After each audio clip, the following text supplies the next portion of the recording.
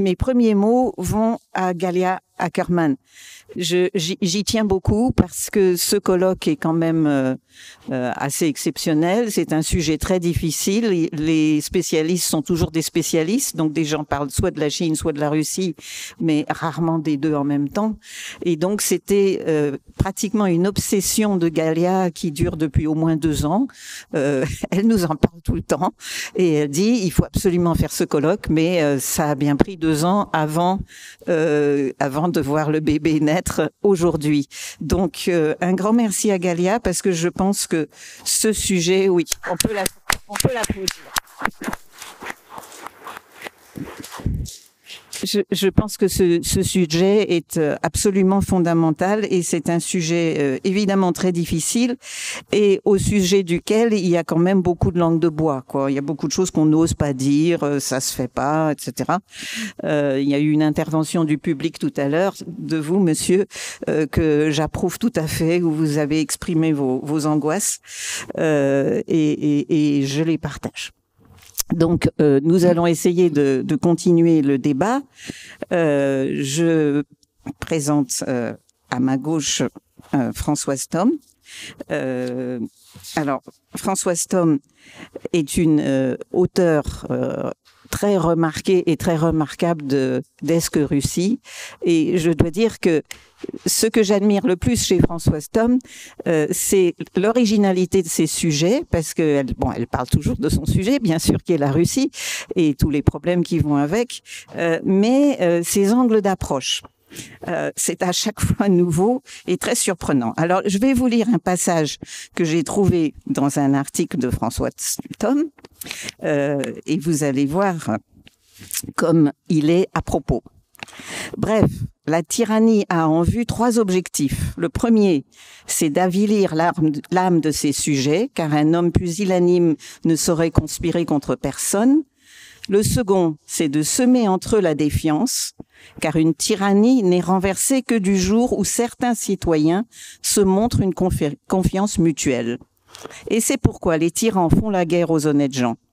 Ils sentent que ceux-ci sont un danger pour leur pouvoir, non seulement pour leur refus de se soumettre à un gouvernement bon pour des esclaves, mais encore parce qu'ils pratiquent la loyauté et entre eux et envers les autres et ne se dénoncent pas entre eux ni ne dénoncent les autres. Le troisième objectif, enfin, de la tyrannie, c'est de mettre les sujets dans l'impuissance de s'occuper des affaires publiques. Alors, l'originalité de Françoise Thom, c'est que elle ose, quand même, il faut le faire, s'appuyer sur Aristote. C'était pas le style de Françoise. C'est une citation d'Aristote. Donc, je vous ai laissé le suspense parce que vous vous êtes dit que Françoise écrivait quand même drôlement bien, ce qui est vrai, mais quand même pas comme Aristote. Et je trouve que d'avoir trouvé ce texte, c'est formidable. C'est vraiment formidable. Moi, ça me serait pas venu à l'idée d'aller chercher mon inspiration chez Aristote pour décrire le fonctionnement des gouvernements totalitaires d'aujourd'hui, mais en fait tout y est. Mais de toute façon, on sait que les Grecs sont géniaux, donc voilà, ils ont tout compris, tout annoncé et tout prédit. C'est incroyable. Mais comme quoi l'humanité n'évolue pas facilement. Alors, à ma droite, Jean-Philippe Péja, que j'ai l'honneur de connaître depuis, je vais avouer, 50 ans. Car nous avons cultivé les terres chinoises ensemble. On a fait notre rééducation par le travail manuel dans les campagnes du Hebei, ce qui nous a valu d'ailleurs un caractère bien trempé, je crois, l'un et l'autre, pour ne pas vivre en esclave, justement, comme disait Aristote. Et donc, ça fait un moment que Jean-Philippe Péja cherche son ombre chinoise, c'est le mouvement pour la démocratie en Chine, mais il persiste et signe, mais je pense qu'il déprime un peu parce que maintenant il a quitté la recherche de la démocratie chinoise pour s'intéresser au Laogai. Donc vous voyez, il descend d'un cran, mais il a produit un film remarquable, un documentaire remarquable en deux volets, donc c'est très long et je pense qu'on peut encore le voir sur Arte, oui. Sans doute, enfin, il doit être visible. Donc, il s'appelle le Laogai chinois, et c'est très important là, en quelque sorte, de poursuivre le travail de Harry Wu, dont on peut penser du bien ou moins de bien, mais Harry Wu avait une obsession, c'était de mettre le nom du laogai au cœur de la réflexion mondiale et pas seulement le nom du goulag. Et il avait raison, parce que le laogai, hélas, est bien vivant, bien actif et toujours aussi violent en Chine. Et je crois savoir que Jean-Philippe prépare un livre sur la question et c'est très précieux parce que le seul livre que je connaisse, c'est le livre de Jean-Luc Domnac qui s'appelle L'archipel oublié, qui était très intéressant, mais il a son âge, quoi. Il a plus de 20 ans, ce livre, et donc il faut absolument le réactualiser parce que la situation en Chine s'est dégradée en ce qui concerne le laogai, son utilisation, sa pratique, etc. Alors, je vais aussi citer une petite phrase de Jean-Philippe Béja. Le pouvoir du nouveau timonier, donc Xi Jinping, se caractérise par la volonté d'étouffer toute possibilité de contestation, tant à l'extérieur qu'à l'intérieur du pays, au nom de la sécurité nationale.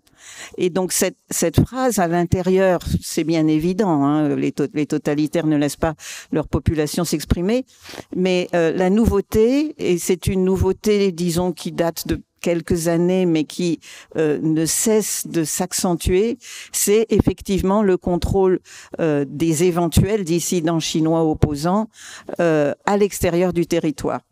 Et du coup, je vous cite ce petit livre qui est assez discret, mais qui rassemble François Stom et Jean-Philippe Béja sous le titre « Qui dirigera le monde ?»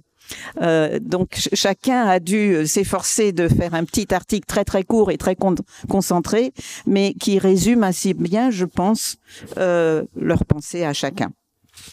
Donc je me sens très honorée d'être entre deux spécialistes et j'espère que la discussion entre eux s'orientera sur une comparaison des deux systèmes, l'un étant toujours, je mets des guillemets, communiste, et j'enlève les guillemets parce qu'il est toujours communiste. La Chine est évidemment un régime communiste avec un parti de presque 100 millions de membres, donc de dire que la Chine n'est plus communiste, c'est une aberration, mais la Russie ne l'est plus, et quoi qu'on en dise, il y a des élections, donc on ne peut pas dire qu'elle est restée un système communiste comme on l'entend. Donc je donne la parole en premier à Françoise Stom, le régime poutinien, forces et faiblesses. Je vais passer assez rapidement sur les forces du régime poutinien parce que nous avons appris à les connaître. D'abord, bien sûr, le pouvoir est absolu. Le pays est muselé et passif. Le Parlement est une courroie de transmission. La propagande fonctionne à plein. Les cadres sont sélectionnés en fonction de leur docilité et des dossiers compromettants que Poutine a accumulés sur leur compte. Hein, il faut aussi prendre en compte l'efficacité de la corruption dans le système poutinien. C'est un des ciments du régime. Donc la corruption, c'est pas seulement quelque chose qui affaiblit l'État, mais c'est aussi quelque chose qui permet de renforcer le pouvoir. Alors le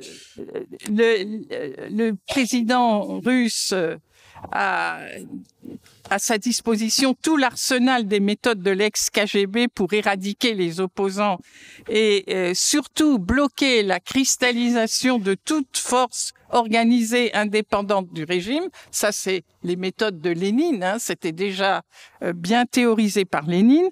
Cet arsenal est complété par des instruments capitalistes, si je puis dire, donc la corruption, j'en ai parlé, l'endettement. Je crois qu'on n'a pas fait suffisamment attention au rôle de l'endettement dans l'asservissement de la population. C'est finalement un moyen extrêmement efficace et je crois que les Chinois aussi l'utilisent.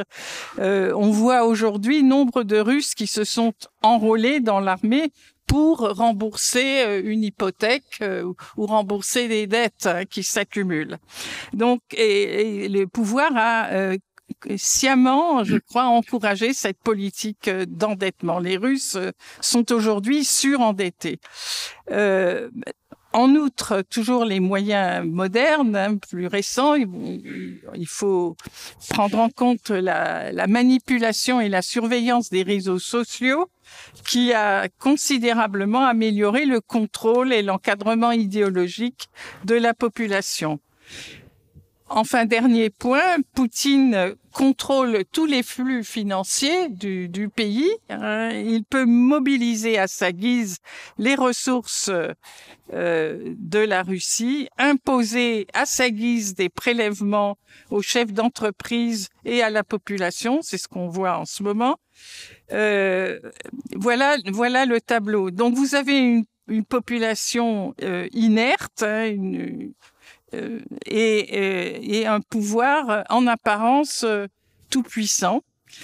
Mais le revers de cette inertie collective, c'est une rare débrouillardise. Ça, il faut aussi en tenir compte, parce que cette débrouillardise russe, c'est aussi un des atouts du régime.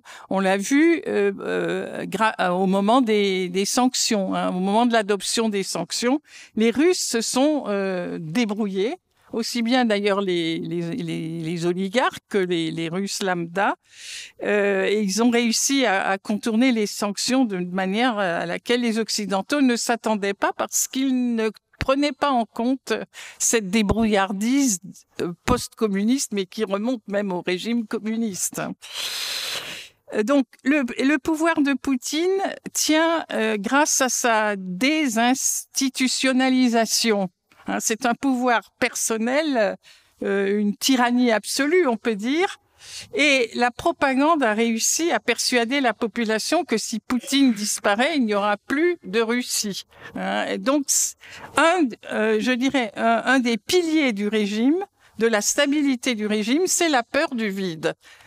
C'est l'idée que après Poutine, ça pourrait encore être pire. Comme quand Staline est mort, beaucoup de soviétiques pensaient que ce serait encore pire après lui. Et il y en a qui ont même pleuré la mort de Staline à cause de cela. Là, on a un petit peu la même chose. C'est une assise du régime, cette peur du vide, et c'est peut-être la plus difficile à ébranler.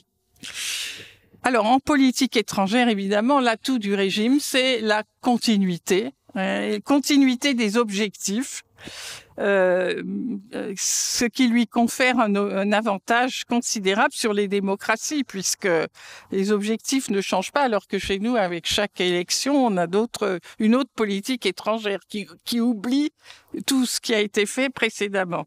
En Russie, c'est l'inverse. Vous avez une persévérance dans les objectifs qui est remarquable. Depuis le pacte germano-soviétique de 1939, la politique étrangère du Kremlin poursuit, au fond, le même objectif, l'hégémonie en Europe. Et c'est cet objectif-là qui explique la guerre contre l'Ukraine, parce que ça s'inscrivait dans un contexte beaucoup plus large. Si on se souvient de ce qui s'est passé à l'automne et à l'hiver 2021. Donc c'est cet objectif d'hégémonie en Europe qui est fondamental et qui sert un peu de boussole à l'action politique du Kremlin. Alors, dans l'immédiat, la guerre n'a pas ébranlé le régime comme on l'escomptait en Occident, moi y compris d'ailleurs. Je pensais que le régime serait déstabilisé beaucoup plus vite. Ce qui s'est passé, c'est une espèce de révolution téléguidée d'en haut, qui a eu lieu depuis la mobilisation bâclée de l'automne 2022. Une véritable révolution. En effet, la Russie, durant toute son histoire, avait traité ses soldats, on peut dire comme une masse servile, comme une masse d'esclaves. Et depuis, comme de la chair à canon, inépuisable et quasi gratuite. Mais depuis donc cette mobilisation ratée, Poutine préfère désormais payer ses soldats. payer ses soldats et même les payer rubis sur l'ongle, hein, parce que les contrats sont faramineux comparés au salaire russe moyen. Donc on a vu se mettre en place ce qu'on a appelé une économie de la mort. Je pense que c'est une très bonne expression, qui a entraîné une vaste redistribution des richesses en Russie. Il y a un phénomène, encore une fois, de révolution larvée, contrôlée d'en haut, téléguidée. Ça me rappelle un peu la révolution culturelle de Mao. Les régions très pauvres ont profité de cette économie de la mort et ont permis au régime d'acquérir une nouvelle base sociale. On estime que 15% environ de la population s'est enrichie et continue de s'enrichir grâce à la guerre. Donc la guerre a acquis une base sociale, ce dont il faut tenir compte.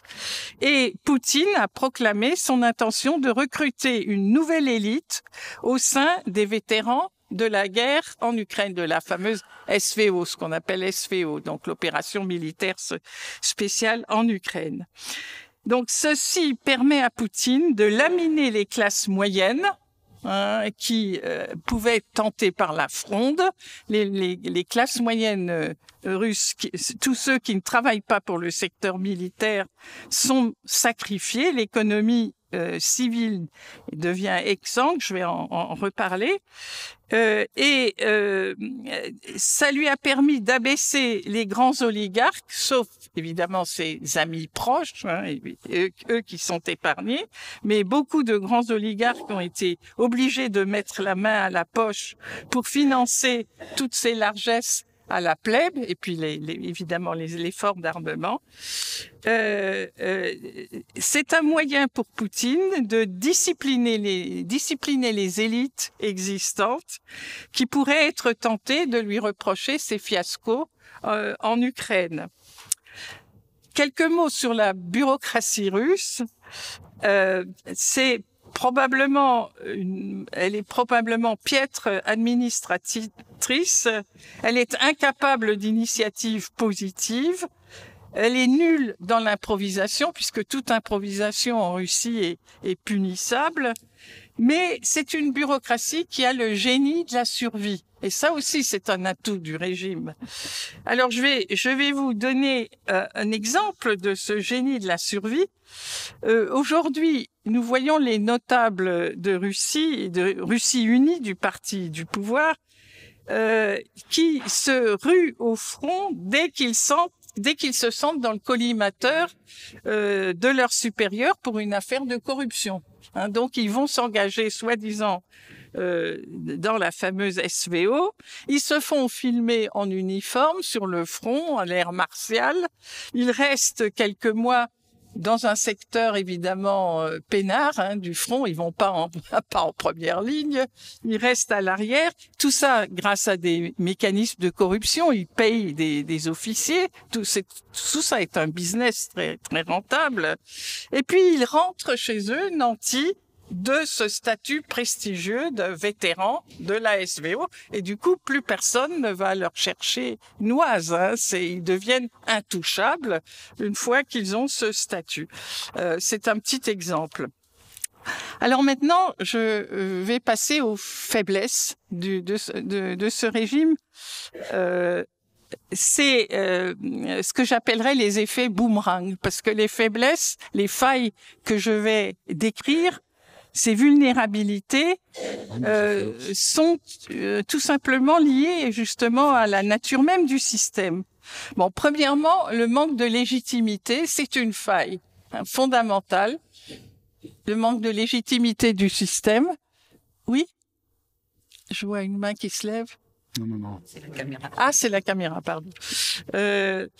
Vous avez l'isolement du chef, de Poutine, entouré de flatteurs qui vont l'inciter à prendre de mauvaises décisions sur la base d'informations accommodées à son goût. Donc Poutine est finalement souvent mal informé parce qu'on lui dit ce qui lui plaît, et ce qui est désagréable, on ne le lui dit pas. Donc il va prendre de mauvaises décisions. Vous avez aussi l'inertie de la population et sa démobilisation profonde.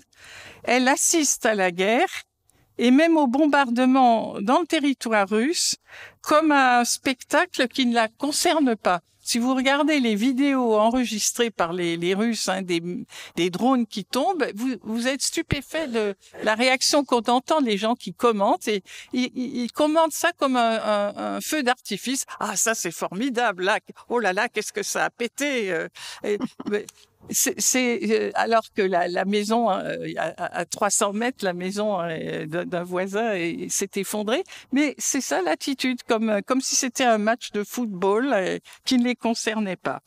Donc on a une espèce de matelas d'indifférence dans la population russe qui l'isole de tout ce qui se produit dans le pays, de même l'incursion ukrainienne à Koursk. Les Ukrainiens pensaient que ça allait provoquer un électrochoc en Russie, l'invasion du territoire russe, mais pas du tout.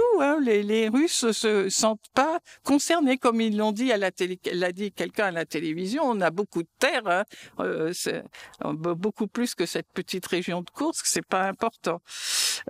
Voilà, donc vous avez une capacité des Russes à opposer le rempart de leur passivité, y compris aux initiatives du gouvernement, comme on a vu au moment du Covid, où les Russes ne se sont pas du tout précipités pour se faire vacciner. Le pouvoir n'a pas réussi à les forcer à se faire vacciner. De même, maintenant, Poutine essaye de convaincre les femmes russes de faire 8 enfants. Ça ne marche pas vraiment. Elles sont pas convaincues. Poutine est d'ailleurs tout à fait conscient que cette population ne fera rien pour voler à son secours si son pouvoir chancelle. On l'a bien vu au moment de l'équipée de Prigojine. Personne ne se serait élevé pour défendre le régime de Poutine. La verticale du pouvoir est faite d'opportunistes qui sont prêts à retourner leur veste à la première occasion. C'est ce que voulait Poutine, mais il se sent obligé d'être constamment sur le qui-vive. Et on l'a vu aux dernières élections, tout récemment, des élections municipales et régionales qui viennent de se tenir. Donc, aucun candidat libéral, même systémique, donc un libéral tenu par le Kremlin, avec une étiquette de libéral, aucun communiste n'a été autorisé à se présenter. Donc, il n'y a plus que le parti poutinien, tout simplement parce que les autorités se souviennent de ce qui s'est passé en RDA, à partir de 1989, quand les partis croupions qui existaient au Parlement de la RDA ils se sont tout d'un coup réveillés et ont tout d'un coup joué un rôle politique actif. C'est cette crainte-là qui anime les dirigeants russes aujourd'hui. Donc, ils ont opéré une tabula rasa totale, sans le moindre camouflage démocratique aujourd'hui. Le régime a complètement jeté le masque. Alors, autre vulnérabilité potentielle, bien sûr, c'est cette multiplication des mercenaires qui est un danger pour la stabilité du système, surtout qu'une bonne partie d'entre eux ont un casier judiciaire long comme le bras. On parle de cannibales enrôlés et ensuite amnistiés. Donc les Russes, d'ailleurs, si vous écoutez les podcasts russes, on voit qu'il y a une grande crainte de la violence qui va déferler sur le pays quand la guerre en Ukraine s'achèvera et que tous ces hommes vont se retrouver refluer en Russie et se heurter aux migrants. Et on pense qu'il y aura des affrontements entre les Russes revenus du front et les migrants. Je vais parler de cette question des migrants. En tout cas, on peut imaginer les tensions qui vont avoir lieu quand l'ancien mercenaire se retrouve dans la vie civile, théoriquement privilégié, selon la propagande, mais en fait détesté et craint par tous ceux de l'arrière. On voit déjà aujourd'hui que les vétérans sont extrêmement mal vus, hein, à part par la propagande officielle. Ce vétéran va repasser à un salaire de 20 000 roubles, alors qu'il avait un salaire de 200 000 roubles dans l'armée. Donc, vous voyez la difficulté. Maintenant, j'en arrive à la question de l'économie. Poutine a poursuivi l'utopie de l'autarcie depuis des années, de la substitution aux importations. C'était des slogans bravaches qui étaient à la mode depuis l'annexion de la Crimée. Et là encore, on a un effet boomerang de cette idéologie de l'autarcie. C'est que la Russie est devenue plus dépendante que jamais de l'étranger. Mais cette fois-ci, elle n'est pas dépendante d'un éventail de pays. Elle est dépendante de quelques pays, et notamment de la Chine. Et les Russes en sont bien conscients qu'ils se retrouvent dans une situation en fait, qui sont livrés pieds et poings liés à la Chine, qui profite de l'absence de concurrence pour augmenter les prix et s'enrichir à leurs dépens. Alors, la guerre coûte de plus en plus cher. Les estimations du coût de cette guerre par jour vont de plus de 300 millions à 900 millions de dollars, selon les estimations. Newsweek donnait 900 millions de dollars par jour. Les dépenses d'armement ont augmenté de 126% par rapport à 2022. Et les réserves sont en train de s'épuiser, les réserves russes que Poutine avait prévues en préparation de cette guerre. Et le gouvernement russe est maintenant réduit à pressurer sa propre population. Il multiplie les prélèvements, les impôts, etc.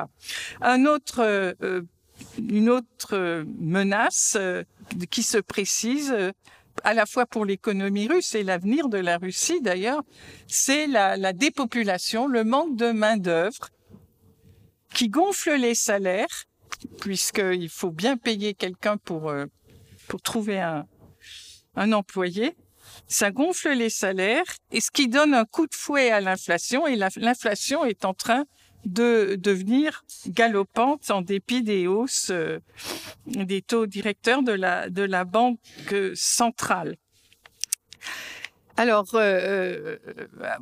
on parlait de la Chine, donc le gouvernement met énormément imprime des roubles et les importations sont en baisse en même temps. Donc, vous voyez la difficulté, parce que les banques chinoises refusent maintenant d'opérer les transactions avec leurs clients russes. Les importateurs russes sont obligés de payer leurs fournisseurs chinois en transférant de l'or à Dubaï et de là à Singapour, où cet or est converti en yuan propre, parce que les banques chinoises ne veulent plus de yuan russe. Donc, vous voyez le coût qui est porté en 2024. C'est depuis le printemps 2024. C'est un coût très sérieux à l'économie russe.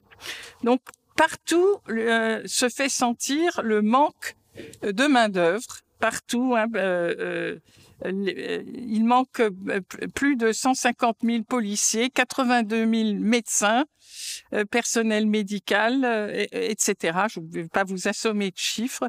Et le secteur militaire, en fait, aspire toute la main d'œuvre. Hein. Les chauffeurs, il y a plus, les bus ne circulent plus parce qu'il y a plus de chauffeurs. Les chauffeurs sont tous enrôlés dans l'armée, etc. Donc là encore des difficultés considérables. Bon, j'ai parlé tout à l'heure de l'effondrement démographique. En juillet 2024, la mortalité a dépassé celle de juillet 2023 de 20%. Hein, donc, je vais pas vous assommer de chiffres, mais la Russie perd dans les 600 000, l'excédent de décès sur les naissances, c'est environ 600 000 par an, et la guerre en Ukraine n'a pas amélioré les choses. Alors, ce déclin démographique fait de la question de l'immigration une préoccupation majeure ces derniers temps. Préoccupation qui est exploitée par le pouvoir pour détourner l'attention des échecs en Ukraine et des difficultés économiques. Il y a une véritable hystérie maintenant depuis mars 2024, depuis l'attentat du Crocus City Hall. On a l'impression que la question des migrants mobilise davantage l'opinion que la guerre en Ukraine. Et pourtant, cela ne correspond pas à une réalité, du moins si on peut croire les chiffres. Le nombre de migrants a fondu depuis 2019. En 2019, ils atteignaient les 19 millions. En 2024, ils ne sont plus que 6,5 millions parce que ils ont, pour toutes sortes de raisons, à cause de ces persécutions, à cause du danger d'être envoyés sur le front en Ukraine. Rien qu'en 2024, 2 millions de migrants, la plupart d'Asie centrale, ont quitté la Russie. Alors, la campagne contre les migrants est organisée par les Siloviki. Ça, c'est intéressant. C'est aussi un effet boomerang du manque, en fait, du manque de moyens. Le ministère de l'Intérieur se plaint qu'il n'a pas assez de fonds pour payer les policiers. Et donc, il fait le lobbying, il fait un lobbying très actif pour durcir la politique à l'égard des migrants, adopter des législations de plus en plus répressives, parce que ça permet aux policiers tout simplement de racketter plus facilement les migrants. L'essentiel des revenus des policiers, maintenant, c'est le racket des migrants. Or, si on durcit la législation contre les migrants, le racket sera encore plus facile. Et ce qui explique l'engagement des Siloviki, le ministre de l'Intérieur, le chef de la commission d'enquête Bastrikin, qui s'exclame « Pendant que nos hommes se battent sur le front, les migrants sèment le chaos à l'arrière ». Et les Siloviki répètent sur tous les tons que l'immigration de masse est une menace pour la sécurité nationale. Il donne évidemment des exemples. Il dénonce l'halalisation de l'économie du pays. Il cite l'existence de banques islamiques ouvertes au Tatarstan, les méfaits des enclaves peuplées de migrants d'Asie centrale, au cœur de la Russie, les mosquées clandestines, etc. Donc vous avez toute une campagne, quand vous regardez les nouvelles russes, ce qui circule sur les réseaux sociaux, vous voyez que ce thème est vraiment prioritaire. Alors, c'est intéressant parce que il y a effectivement, on a l'impression qu'il y a véritablement un développement du communautarisme en Russie. Je vais vous citer une blogueuse patriote, nationaliste, qui s'appelle Alexandra Matvichuk, qui explique ainsi cette évolution. Voilà, je cite ce qu'elle dit. « Quand les gens voient l'asile de fous qu'est notre pays, quand ils écoutent les nouvelles, les gens se disent « il n'y a plus rien qui tient dans ce pays, personne pour t'aider, personne pour te défendre, la loi est appliquée à la carte. » Du coup, ils vont adhérer à des groupes en se disant « il vaut mieux que je me joigne aux musulmans, que j'intègre la diaspora tatare ». Et vous voyez, c'est tout à fait révélateur cette phrase, parce que ça montre que l'atomisation des citoyens voulue par le pouvoir favorise à terme l'explosion du communautarisme. Ça vous montre les ressorts en fait de cette évolution. Et les nationalistes russes envient même la manière dont les diasporas nationales s'organisent en Russie, les Azerbaïdjanais, les Tadjiks, les Ouzbeks, etc. Alors le gouvernement, le cercle dirigeant est divisé sur cette question de l'immigration. Il y a maintenant une polémique très âpre sur la question du regroupement national, avec toute une partie, dont Dmitri Medvedev, une partie des dirigeants russes, qui demandent l'interdiction du regroupement familial. Un nombre croissant de Russes en veut au président Poutine, car celui-ci semble favoriser ouvertement le grand remplacement. Le terme est employé en Russie, le grand remplacement, en envoyant les Russes se faire tuer dans les grandes offensives le long du front ukrainien, alors que lui-même a déclaré récemment: nous ne sommes pas contre l'augmentation de la population musulmane. Au contraire, nous nous en réjouissons. Nos républiques musulmanes ont un très bon taux de natalité et nous nous en réjouissons. Donc, vous voyez la division qui s'installe dans le pays. Cette division est aggravée par la disparité entre les grandes villes qu'a fait ressortir la guerre entre les grandes villes Moscou et Saint-Pétersbourg et les provinces, notamment les régions halogènes de Russie, la Yakoutie, la République de Touva, la Bouriatie, où les pertes ont été infiniment plus élevées proportionnellement au reste de la population que par exemple à Moscou ou à Saint-Pétersbourg. C'est la République de Touva qui détient le nombre record de morts à la guerre. Un Bouriat a 75% de chances de plus de périr en Ukraine qu'un Russe de Moscou. Alors vous voyez donc les tensions qui peuvent aussi se développer à cause de cela. Un chef, Apti Alaoudinov, le chef du bataillon Akhmat tchétchène, a dit récemment nous avons le droit de mourir au front, mais on peut insulter nos forces impunément. Personne n'a jamais été poursuivi pour cela. Nous nous battons pour vous, pour les Russes, et vous ne nous considérez pas comme des hommes. Vous voyez, donc même des tensions avec les Tchétchènes proches. Cet Alaoudinov était considéré comme le successeur possible de Kadyrov. Maintenant, je pense que c'est terminé. Et les nationalistes russes répliquent. Ils ont répliqué à cet appel de Alaoudinov. Voilà ce que l'un d'entre eux, un officier qui s'appelle Ostrakovski, a dit sur son stream. Nous en avons marre d'être piétinés, nous les Russes, insultés, qu'on nous crache dessus et qu'on nous force à nous excuser parce que nous sommes Russes, mais notre jour viendra. Donc, on va régler leur compte à tous ces étrangers. Voilà. Donc, on voit que les dirigeants russes ont ouvert une boîte de Pandore en agressant l'Ukraine. Et je vais encore évoquer un effet boomerang de la marotte anti-occidentale de Poutine et de sa politique de flagornerie à l'égard du Sud global, et montrer comment cette ligne peut contribuer à la déstabilisation du régime. Le discours sur les valeurs traditionnelles que Poutine met en avant bloque toute évolution vers l'assimilation des migrants, puisqu'ils sont encouragés à cultiver, soi-disant, les valeurs traditionnelles. C'est la politique officielle russe.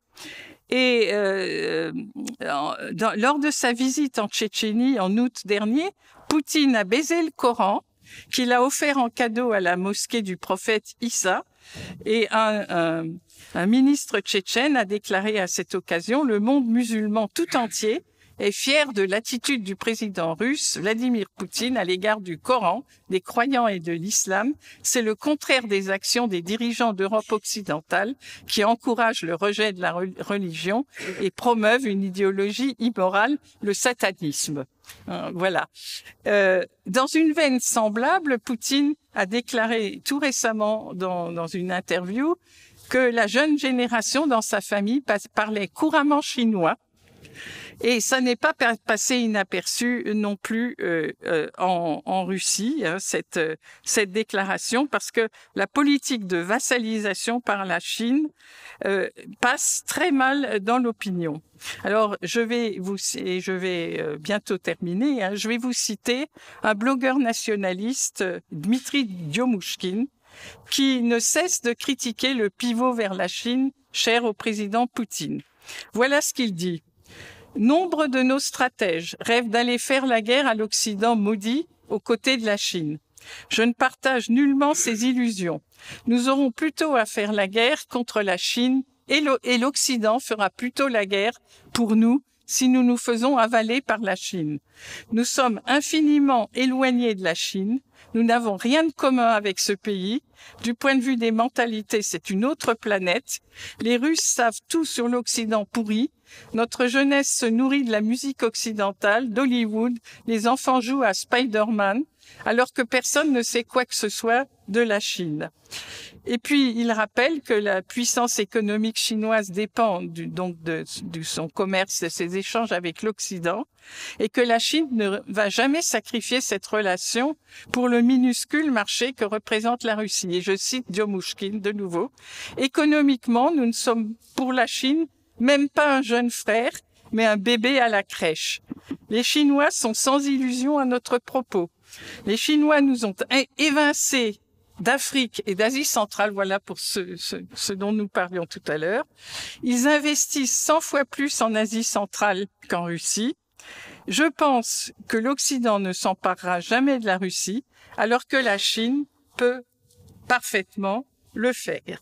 Voilà donc l'attitude d'un blogueur nationaliste assez populaire en Russie. Vous voyez la virulence de des attaques contre la Chine, et c'est visiblement assez largement répandu en Russie, puisqu'on trouve par exemple, dans la revue Voyenné Obozrenie, une revue militaire proche du ministère de la Défense, un article où on peut lire qu'il n'était pas question d'amitié entre la Fédération de Russie et la Chine, étant donné que la Chine n'a historiquement jamais été une alliée de la Russie. Et déjà, au moment de la campagne électorale de ce printemps, Boris Nadezhdin, qui était le libéral systémique, qui n'a pas été d'ailleurs admis finalement à se présenter contre Poutine, mais il a fait des discours programmatiques quand il voulait faire approuver sa candidature. Et lui aussi condamnait le pivot vers la Chine. Je ne comprends pas, dit-il, comment nous avons décidé de nous orienter vers la Chine. Les Chinois n'ont absolument pas l'idée qu'on doit aider un ami. Ils raisonnent ainsi, tu es faible et nous pouvons en profiter pour faire du pognon. Voilà, donc cette politique a été critiquée. Ça, c'était quand même assez... c'est même passé à la télévision russe, c'est ce genre de remarques. Alors, le dernier point, dernière faiblesse du régime, c'est le délabrement des infrastructures. Et il faut en tenir compte, parce que la situation devient très grave. Pendant l'hiver dernier, de nombreuses localités en Russie se sont trouvées sans chauffage. En juillet, 600 000 habitants ont été privés d'électricité pendant plusieurs semaines dans le sud de la Russie, à cause d'une défaillance du système électrique. 70 000 ascenseurs sont vétustes en Russie. Les avions et les hélicoptères tombent du ciel, les embouteillages monstres paralysent le chemin de fer transsibérien, dont la vitesse moyenne est de 40 km/h maintenant.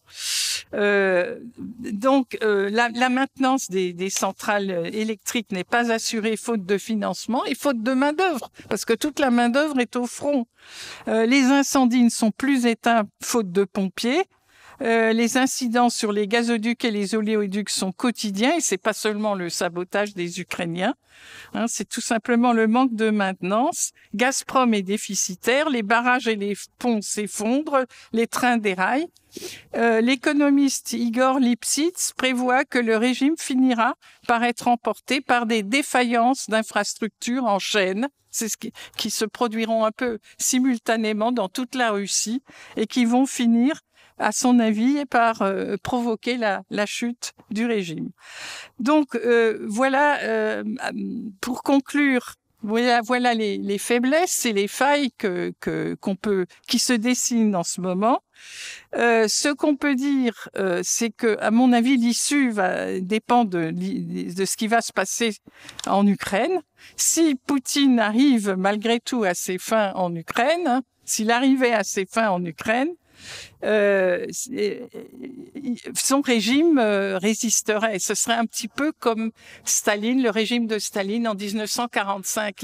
La victoire dans la Grande Guerre patriotique lui a donné un ballon d'oxygène qui lui a permis de tenir encore bien des années et de perdurer même dans l'imagination des Russes. Hein, ça a été un effet colossal, alors que le régime de Staline, en 1941, était en crise, dans une crise gravissime à cause des grandes purges, hein, qui avaient littéralement décimé les élites dirigeantes du pays et l'armée. Donc, cette victoire a remis Staline en selle, on peut dire. Et la même chose se produirait en Russie si Poutine l'emportait. Et ça explique son acharnement. Hein. Vous voyez qu'il continue d'envoyer des hommes, d'augmenter le budget militaire au détriment du secteur civil, tout simplement parce que c'est pour lui le seul moyen de préserver sa tyrannie. Une défaite militaire emporterait si une défaite militaire se produisait, toutes les failles dont j'ai parlé convergeraient, hein, et provoqueraient la chute du régime. Voilà, c'est ma conclusion. C'est bien.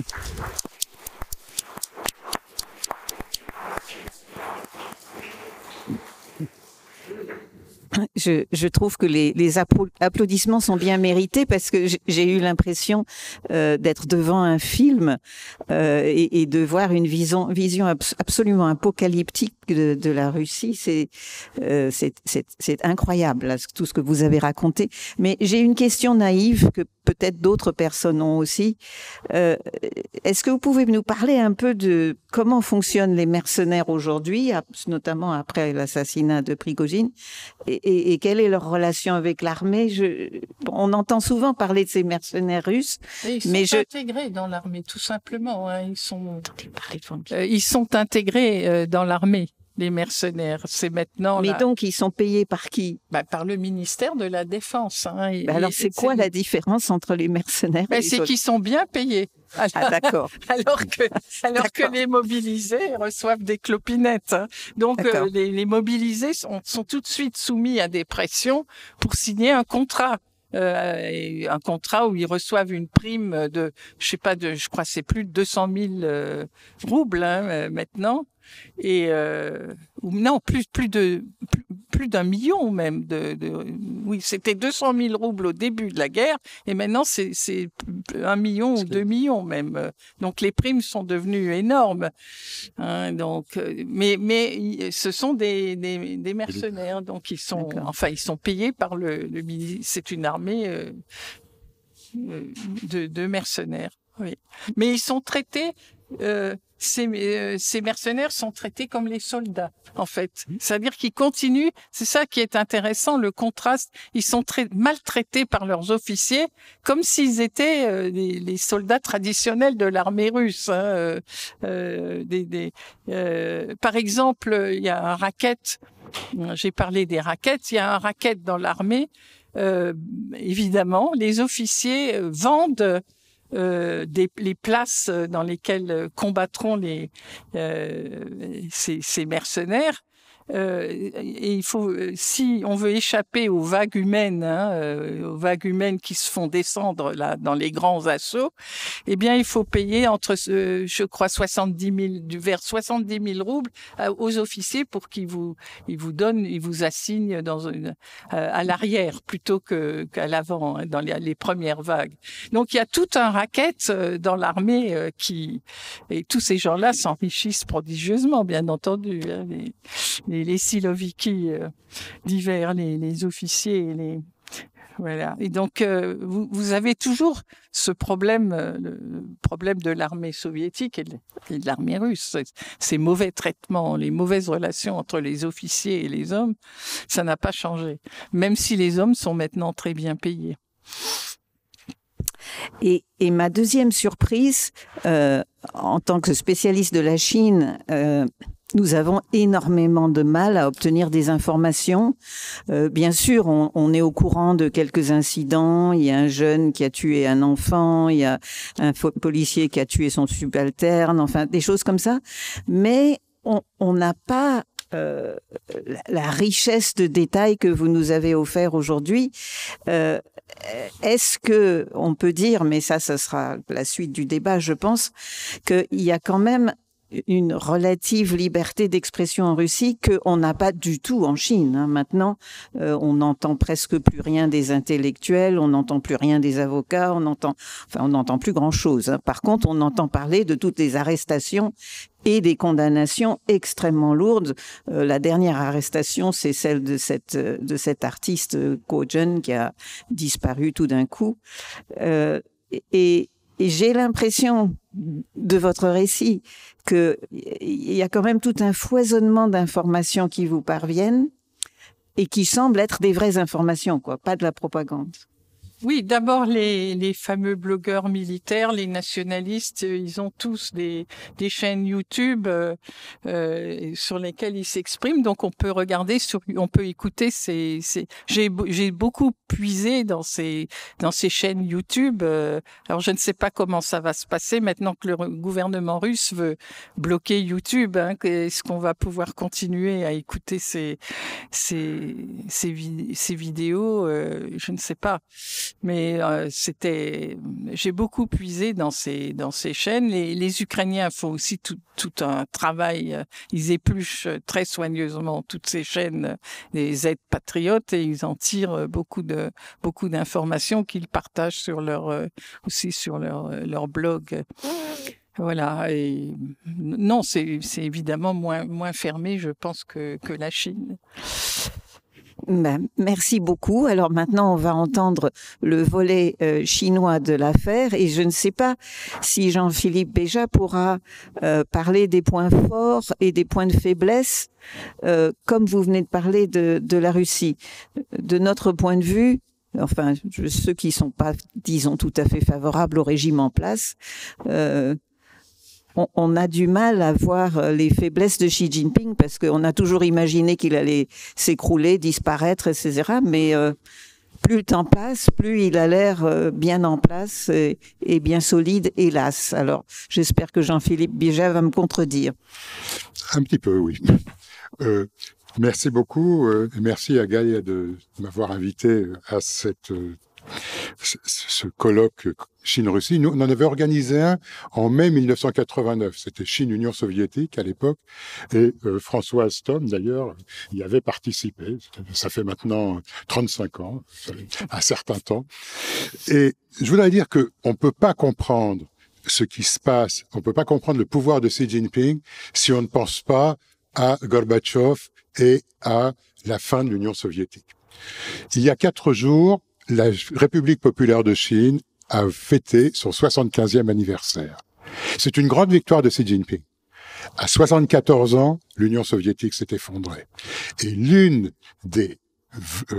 l'un des engagements qu'avait pris Xi Jinping en arrivant au pouvoir, c'était justement de ne pas connaître le sort de l'Union soviétique. Il a fait circuler un film sur l'effondrement de l'Union soviétique dans l'ensemble du parti. Donc, c'est déjà quelque chose de très important et on verra que aujourd'hui encore, c'est cet effondrement de l'Union soviétique qui guide son action, qui guide sa pensée. À son arrivée au pouvoir, 2012, il trouve un pays qui, alors, les 2 mois qui ont précédé son arrivée au pouvoir, donc au mois d'août et de septembre, le quotidien du peuple n'arrête pas de parler de la stagnation des 10 années précédentes. Alors, à tous les spécialistes de la Russie ou de l'Union soviétique, la stagnation, ça rappellera quand même ce qu'on disait sur la période brejnevienne. Et effectivement, ce qui se passait, c'est qu'on avait un parti divisé entre diverses lignes politiques, ce qui pour un parti léniniste est absolument insupportable. On avait d'un côté les dirigeants du Guangdong proche de Hong Kong, qui était en partie dans un dialogue avec la société civile pour résoudre les contradictions sociales. Et puis de l'autre, on avait à Chongqing, Bo Xilai, qui faisait chanter rouge et battre le noir, qui était l'idée de revenir, dans une certaine mesure, à Mao et de glorifier la période révolutionnaire. Alors, Xi Jinping arrive là, et tout le monde s'attend, parce que lui est le fils d'un haut dirigeant qui a été persécuté par Mao, tout le monde s'attend à ce qu'il prenne la route de Gorbatchev. Or, Gorbatchev, c'est la fin de l'Union soviétique. Gorbatchev, c'est la fin du régime. Donc, il faut absolument éviter de prendre cette route. Et d'ailleurs, l'une des phrases phares de Xi Jinping quand il arrive au pouvoir, c'est à l'époque, en Union soviétique, il ne s'est pas levé. Alors, je peux pas le traduire autrement que par un vrai mec ou un vrai macho pour défendre le régime. Eh bien, moi, Xi Jinping, je le serai. Donc, dès qu'il arrive, il va passer... Alors, on parlait des forces et des faiblesses. Ce que je pense, c'est que les faiblesses sont l'autre face de la force. Il n'y a pas de différence entre les forces et les faiblesses. Ses forces sont ses faiblesses, et ses faiblesses sont sa force. Je ne vais pas aller très loin dans cette ironie, dans ce paradoxe, mais c'est quand même la vérité. Que fait Xi Jinping dès qu'il arrive? Concentration sans précédent de pouvoir. Alors, on le présente souvent comme le plus fort leader, le plus fort dirigeant depuis Mao Zedong.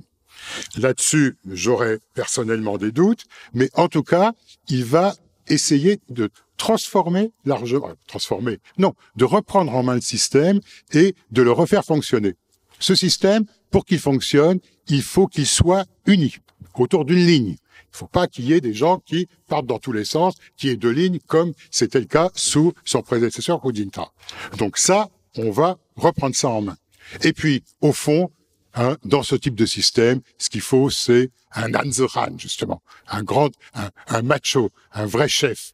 Et Xi Jinping va être ce chef.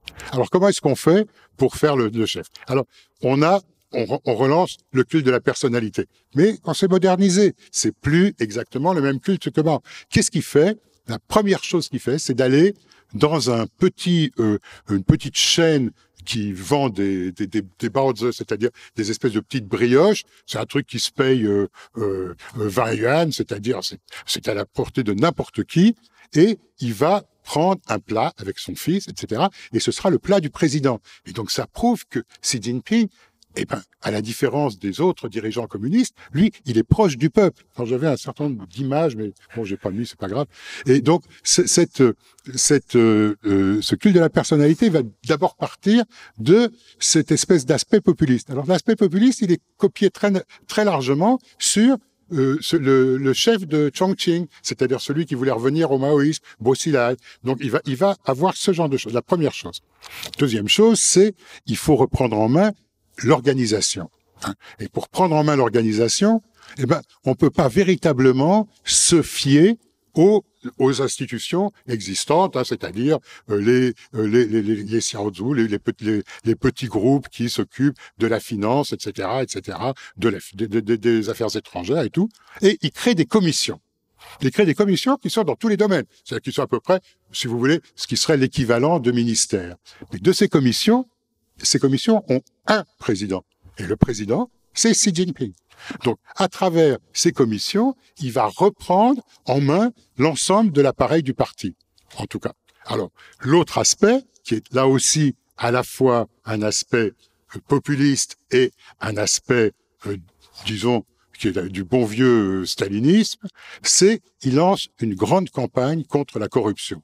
Alors, évidemment, quand on était arrivé à la fin de Hu Jintao à une corruption qui était généralisée et qui montait au niveau du bureau politique ou même du comité permanent du bureau politique. On va avoir un membre du comité permanent du bureau, un ancien membre du comité permanent du bureau politique, ça veut dire les 7 personnes les plus puissantes de Chine, qui est condamné à la prison à vie pour corruption. Et quand on sait que ce monsieur était responsable des organes de sécurité et qui n'a rien dit face à cette condamnation, on peut s'imaginer que Xi Jinping est effectivement très fort. Parce que je suppose, moi j'étais pas sous son lit, mais je suppose que Zhou Yongkang avait quand même un certain nombre de dossiers sur l'ensemble des personnes qui allaient être promues au niveau des partis politiques. Donc, comment est-ce qu'il va faire? Alors, ces commissions sont quelque chose de très important. Alors, il y a autre chose qui avait été décidée par Deng Xiaoping et ses co-dirigeants au lendemain de la mort de Mao, c'était qu'on allait reprendre une certaine séparation entre le parti et l'État. En faisant le bilan des événements qui avaient conduit à la tragédie de la révolution culturelle, il y avait bien sûr le culte de la personnalité, et donc on avait décidé que ce serait une direction collective, mais Xi Jinping pense que cette espèce de direction par consensus aboutissait à l'immobilisme, et donc à l'inverse de ce qu'avaient préconisé tous les dirigeants depuis la mort de Mao, donc on relance le culte de la personnalité. Deuxième chose, séparation, division du travail entre le parti qui donne les grandes orientations et l'État qui met en œuvre ces orientations. Donc vous avez largement, disons, la différence entre le secrétaire général du parti et le Premier ministre. Le Premier ministre est celui qui met en œuvre, il est aussi membre du comité permanent, il est numéro 2 normalement, mais il est bien sûr moins important. Et le parti donne les grandes orientations. Xi Jinping, au 20e congrès du parti. Enfin, le 20e congrès du parti chinois, c'est pas le 20e congrès du parti communiste d'Union soviétique. C'est complètement différent. Le 20e congrès, bien sûr, c'est la déstalinisation. Là, on pourrait dire que c'est la xiisation ou la stalinisation du parti communiste chinois. Donc, on va élever ces commissions au niveau d'institutions permanentes du parti. Commission toujours présidée par Xi Jinping. Ensuite, l'une des autres, un élément très important, c'est il y avait un consensus qui s'était établi, toujours dans la réflexion sur les choses qui avaient conduit Mao aux excès du maoïsme, c'était le fait qu'on était numéro 1 à vie. On pourrait dire que Mao a pris le pouvoir dans le Parti communiste chinois en 1940-42 et qu'il est resté numéro 1 du parti jusqu'à sa mort en septembre 76. Bon, alors, Deng Xiaoping avait dit non, ça, il faut plus que ça existe. Lui-même, en même temps, est un peu resté jusqu'à sa mort, mais il n'avait pas la fonction. Donc, les fonctions, il disait, il y aura 2 mandats. Alors, 2 mandats, non pas de secrétaire général du parti, mais 2 mandats de président de l'État. En 2019, Xi Jinping décide d'abolir la limite des 2 mandats. Alors, ce sera voté par l'Assemblée populaire nationale par 3725 voix et une abstention. Donc, véritablement, il a le soutien entier de la population chinoise représentée par son Assemblée, son Parlement, bien sûr. Et donc, ça permet d'éviter de nommer un successeur et de montrer qu'on a tout le temps devant soi pour continuer à mettre en œuvre sa politique et à remettre le parti en ordre. Donc, cette suppression de 2e mandat le renforce naturellement. Donc, le parti et l'État est de nouveau subordonné au parti, mais la campagne contre la corruption est un élément essentiel aussi du renforcement de son pouvoir. Alors, il commence par purger l'armée des généraux qui étaient soi-disant corrompus, et puis ensuite de l'ensemble de ses rivaux potentiels, et donc un certain nombre de dirigeants qui pouvaient être... Alors, vous savez, nous, on n'a pas du tout... Moi, je suis pas non plus sous le lit de Xi Jinping, mais les rumeurs veulent que dans le Parti communiste chinois, il y ait un certain nombre de factions. Et on a vu dans son histoire... bien sûr, with the benefit of hindsight, comme on dit, on a vu qu'il y avait effectivement des luttes de factions. Donc il y a des personnes qui ont un itinéraire différent, etc. Mais ces personnes-là vont être souvent la cible de la campagne contre la corruption. Alors, corrompus, ils le sont. Évidemment, on peut pas dire que c'est un faux procès. Mais comme me disait un chauffeur de taxi, puisque le chauffeur de taxi est la principale source d'information de toute personne qui regarde la Chine, vous savez, de toute façon, ils sont tous corrompus. Ce qui fait, c'est simplement pour des questions de pouvoir qui se battent. Mais corrompus, ils le sont tous. Alors, je ne sais pas si Xi Jinping lui-même l'est, mais disons que cette campagne permet de purger l'armée, de purger le parti.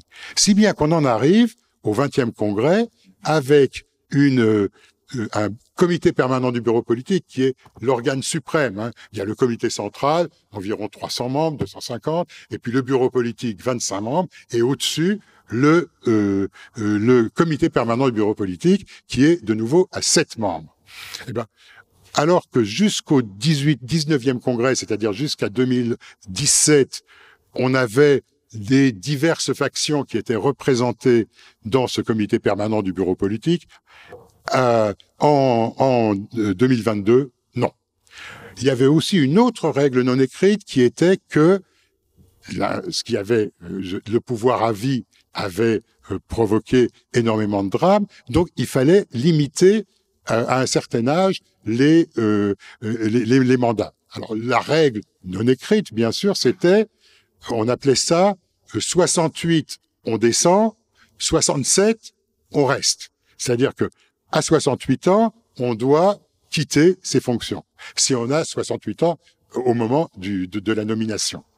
Mais à 67 ans, on peut rester. Or, Xi Jinping a réussi à éliminer Wang Yang et Li Keqiang, qui étaient donc des personnes appartenant à une faction différente, alors que eux-mêmes avaient 67 ans. Tandis que d'autres de 68 ans sont restés.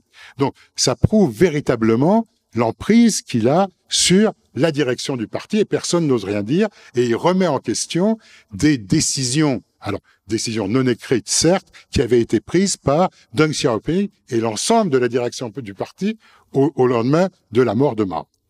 Donc on peut dire de ce côté-là, effectivement, Xi Jinping est extrêmement fort. Il a réussi à concentrer tous les pouvoirs dans ses mains et tous les pouvoirs dans les mains du parti qui lui obéit au doigt et à l'œil.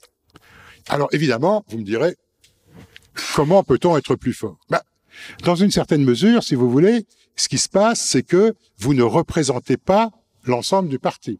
C'est-à-dire que les autres factions qui existaient, elles continuent d'exister. Alors elles existent de manière beaucoup plus souterraine, mais en cas d'erreur, tout le monde est là pour surveiller vos actions. Quand vous concentrez tout le pouvoir dans vos mains, vous avez aussi toutes les responsabilités. Hein. Et donc, s'il y a un certain nombre de problèmes, ce sera vous qui en serez tenu pour responsable. Alors, aujourd'hui, c'est pas véritablement ce qui se fait. Donc, on met en même temps l'accent sur la sécurité nationale. Hein. Donc, d'abord, le parti, et puis l'État. Alors, on est évidemment entouré d'ennemis. On adopte des lois anti-espionnage, c'est-à-dire que tout étranger est un espion potentiel. Alors il y avait des choses assez extraordinaires. Hein. Il y a des caricatures qui circulent sur le net, etc. Avec un Américain qui drague une Chinoise et puis en fait il lui propose même de l'épouser. Mais en fait tout ça c'est pour obtenir des secrets d'État, etc. Heureusement que un certain nombre de citoyens conscients s'en rendent compte, le dénoncent et il est immédiatement pris par la sécurité, etc. Et ça, c'est quelque chose qui est très répandu. Alors, c'est un peu gênant quand vous faites appel aux investissements étrangers. Parce que les investissements étrangers, ils sont souvent portés par des étrangers aussi.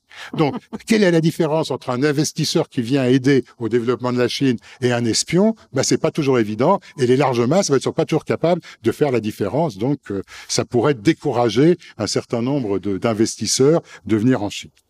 Alors, donc, cette peur des étrangers, cette paranoïa des étrangers, elle existe toujours. Et puis alors, il y a autre chose, évidemment, pour la sécurité nationale. L'une des choses, l'éclatement de l'Union soviétique, c'est quoi ? C'est les républiques qui prennent leur indépendance. Hein ? On arrive en 1991, vous voyez, je sais pas, l'Ukraine, la Biélorussie, Tadjikistan, Kirghizistan, etc., qui deviennent des républiques indépendantes. Et pourquoi ? On insistait sur l'autonomie en Union soviétique. Hein, on avait un président tadjik au Tadjikistan, un président ukrainien en Ukraine. Écoutez, ça, à partir de 2017-2019, c'est fini. Donc tout ce qui était les autonomies données aux régions aux régions autonomes, qui étaient, on les appelait des régions autonomes pour les régions de minorité nationale, on va les supprimer. Et on va imposer de plus en plus la langue chinoise, c'est-à-dire le mandarin, et limiter de plus en plus les autonomies. Et évidemment, ça aboutit à l'enfermement d'1 million de personnes au Xinjiang, Ouïghours, Ouzbeks, Tadjiks, Kazakh, qui sont être autre, c'est déjà être séparatiste. Et donc, il faut éliminer ça et il faut recréer cette Zhonghua Minzu, la nation chinoise, qui en fait parle le mandarin et récite les œuvres de Xi Jinping. Oui, j'avais oublié quand même un élément important. Au 20e congrès, sa pensée entre dans la charte du parti. C'est-à-dire que le Parti communiste est un parti qui applique le marxisme-léninisme, la pensée de Mao Tse-tung, la théorie de Deng Xiaoping, les 3 représentations de Jiang Zemin, que je me trompe pas, le développement scientifique de Hu Jintao, et, alors, ça c'est très compliqué, la pensée de Xi Jinping pour la nouvelle ère sur le socialisme aux couleurs de la Chine. J'ai réussi. C'est pas simplement la pensée de Xi Jinping. Et donc, la pensée du guide suprême est à l'intérieur de la charte du parti. Donc, s'opposer au guide, c'est s'opposer au parti, s'opposer à sa légitimité. Donc c'est quelque chose, c'est une force effectivement très importante. Deng Xiaoping n'avait pas mis sa pensée de son vivant dans la charte du parti. Et les autres, elle est arrivée au moment où ils avaient quitté le pouvoir. Mais Xi Jinping ne quitte pas le pouvoir. Xi Jinping ne quitte pas le pouvoir, et donc on en arrive aux autres. Alors les faiblesses de sa force, je le disais, il est responsable de tout. Or, il y a un problème, l'économie marche plus tellement bien, notamment, évidemment, depuis la crise du Covid. On a un effondrement de la croissance et on a de nombreuses faillites de groupes immobiliers. Alors vous savez que le développement de l'économie chinoise, il s'est fait bien sûr avec des entreprises d'État, mais le dynamisme, ce sont les entreprises privées. Alors les entreprises privées, elles sont pas complètement autonomes. Pour développer une grande entreprise, il faut évidemment avoir des relations avec le parti. Mais avec Xi Jinping, on va imposer la présence d'une cellule ou d'un comité du parti dans toutes les entreprises privées. Pas seulement dans les grandes, qu'il avait déjà bien sûr, mais aussi dans les petites. Et on va commencer aussi la campagne contre la corruption va aussi dénoncer un certain nombre de grands entrepreneurs. Et ça, c'est quelque chose qui effraie énormément les entrepreneurs chinois parce que ils ont une certaine connaissance historique. Et dans l'histoire, on a vu que dans les années 50, tous les capitalistes à qui on avait garanti qu'ils resteraient là et qui joueraient un rôle important dans le développement de l'économie se sont retrouvés soit en camp, soit au minimum dépossédés de leurs entreprises. Alors, on assiste à une fuite des riches, disons, qui cherchent par tous les moyens à partir. Et pas seulement des riches, mais un grand nombre de membres des classes moyennes supérieures, aujourd'hui, sont prêts à risquer leur vie pour quitter la Chine. Alors non pas parce que l'armée les empêchera de partir, ils partent avec un passeport, mais ils partent pour la jungle de l'Amérique du Sud, ils partent en Colombie, et ils traversent l'Amérique centrale pour aller aux États-Unis, avec des traversées de jungle au Panama, avec bien sûr le racket de la part des narcotrafiquants. Donc des gens qui ont une vie tout à fait correcte, plus que correcte d'ailleurs, en Chine, sont en train de risquer leur vie pour partir. Alors ça, c'est un élément d'insécurité et de manque de confiance qui est quand même... Alors, pourquoi est-ce que c'est de la faiblesse? Ça ne veut pas dire que le régime va s'effondrer demain, mais dans la mesure où le rôle de ce secteur privé a été extrêmement important dans le développement miraculeux de la Chine, ça pose le problème d'arriver à un ralentissement très sérieux de la croissance, et c'est effectivement ce qui se fait. Et d'ailleurs, au 3e plénum du comité central du parti qui vient d'avoir lieu en juillet, Xi Jinping a dit: mais il faut absolument faire toute sa place à l'entreprise privée, après avoir quand même arrêté un certain nombre de personnes et avoir mis une pression telle sur le dirigeant de Alibaba, qui est à la fois Amazon, WhatsApp, etc., qui est une énorme compagnie dans les nouvelles technologies, après lui avoir mis une forte pression qui fait qu'il a été obligé de se retirer de la direction de Alibaba. Donc, cette pression sur le secteur privé est un élément de fragilité, même s'il peut apparaître comme un élément de force, puisque les entreprises d'État sont largement développées, largement renforcées, et ce devrait normalement être évidemment une preuve de la force du Parti communiste. Et puis, il y a aussi quelque chose qui est en train de se développer depuis quelque temps, c'est le chômage des jeunes. Alors, j'ai lu partout des chiffres de 17-21% des jeunes chinois entre 16 et 24 ans qui seraient au chômage. Le problème, c'est que depuis un an, on ne donne plus des chiffres du chômage des jeunes. Alors déjà, les chiffres étaient très sujets à caution, mais maintenant, on a simplement décidé de plus les donner. Ce qui prouve évidemment que ils doivent être élevés, et donc ça permet toutes les spéculations, 17, 21, pourquoi pas 25, pourquoi pas 30. Mais ce qui se passe en tout cas, c'est qu'il y a effectivement une grande difficulté pour les diplômés qui sont de plus en plus nombreux de trouver du travail correspondant à leur qualification, ou même simplement de trouver du travail. Et puis, il y a une baisse des investissements étrangers qui est due, bien sûr, à la guerre commerciale entre la Chine et les États-Unis et au renforcement du concept de sécurité nationale aux États-Unis depuis 2017, mais en même temps aussi, évidemment, à ce que je disais tout à l'heure, c'est-à-dire le développement, l'accent mis sur la sécurité nationale qui, en même temps, décourage un certain nombre d'investisseurs étrangers. Il y a eu notamment des rafles, des descentes de police dans des entreprises de consultants étrangers qui ont beaucoup inquiété les portes. Et puis il y a eu évidemment le Covid. Le Covid qui a été... Alors, bon, il y a eu dans un premier temps un grand succès du gouvernement chinois dans le confinement de la pandémie. Hein. Ça, c'est quelque chose d'indispensable. Mais au moment où tout le monde commençait à déconfiner, Xi Jinping avait attaché son nom à la politique de confinement, à la politique zéro Covid. Et donc, pour avoir zéro Covid, il fallait avoir cette espèce de contrôle social absolument invraisemblable. Alors, c'est pas la peine que je vous parle énormément de ce qui était la cybersurveillance qui s'est développée. Il y a eu énormément d'émissions de télévision là-dessus, le crédit social, etc. Mais ce qu'on oublie souvent, c'est que le contrôle social par une espèce d'organisation capillaire est quelque chose qui est inhérent à ce type de régime. Et c'était déjà existant sous Mao Tse-tung par le biais des comités de quartier, des contrôles sur les danoués, les unités de production, où vous avez le parti qui pénètre l'ensemble de la société. On l'a vu réapparaître avec le Covid, avec ce que les gens appelaient les bywaving, c'est-à-dire les gardes blancs. Il y avait les gardes rouges, et puis vous avez ces gens qui arrivent avec leur espèce de combinaison qui viennent forcer les gens à prendre des tests et qui les empêchent de sortir.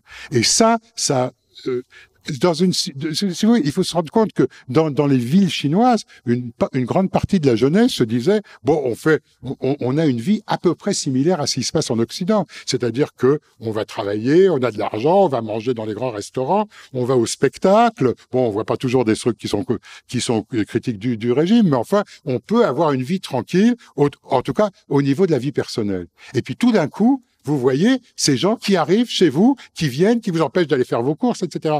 Et donc, on se rend compte surtout que c'est le comité de quartier, c'était les personnes que vous connaissiez vous-même, qui viennent se mettre au service, qui viennent appliquer la politique du parti. Et ça a été quelque chose qui a énormément choqué. Et donc, ça a provoqué ce qu'on appelle, donc je veux dire, cette crise économique et le Covid provoquent une crise sociale. Et cette crise sociale, on va voir qu'elle n'hésitera pas à s'exprimer. C'est en novembre 2022, à Shanghai d'abord, et puis ensuite à Pékin, et ensuite dans énormément de villes, malgré le contrôle de l'Internet, malgré l'impossibilité de faire circuler l'information, on voit des gens qui descendent dans la rue et qui, avec des feuilles blanches, ce qui veut bien dire nous sommes totalement privés de liberté d'expression, nous ne pouvons rien dire. Eh bien, cette feuille blanche, c'est notre moyen de protester contre ce resserrement des contrôles.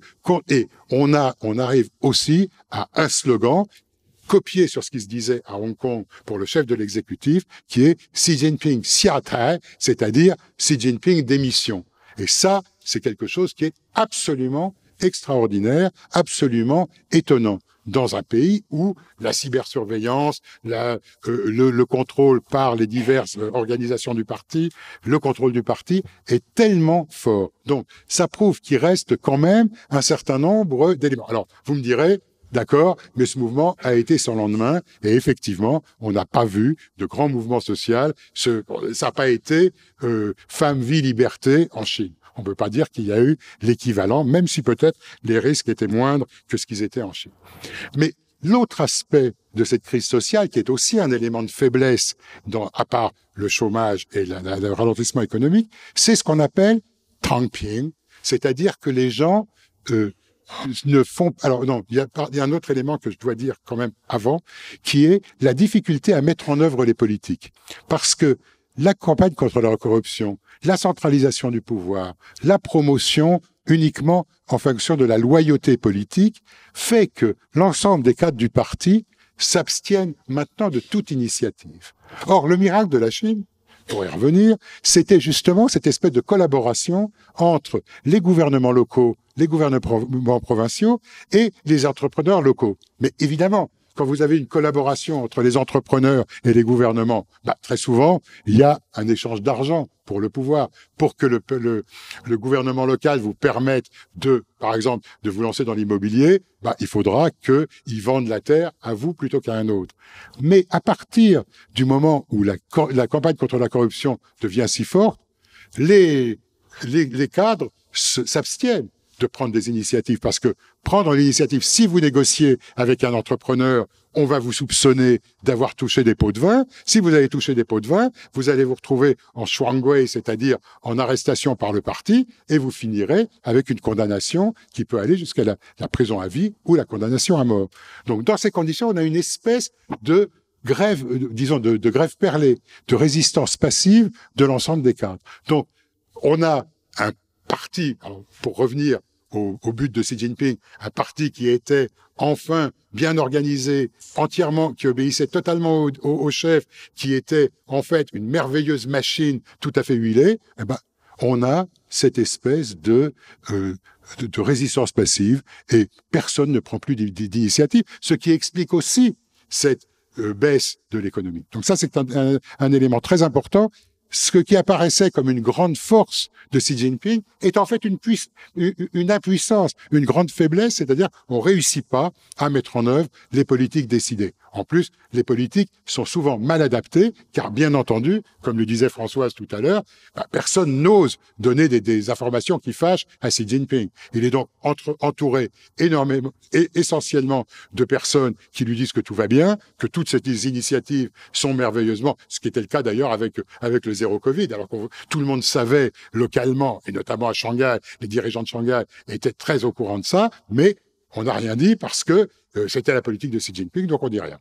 Et ça, c'est aussi quelque chose qui renforce l'inefficacité de cette gouvernance.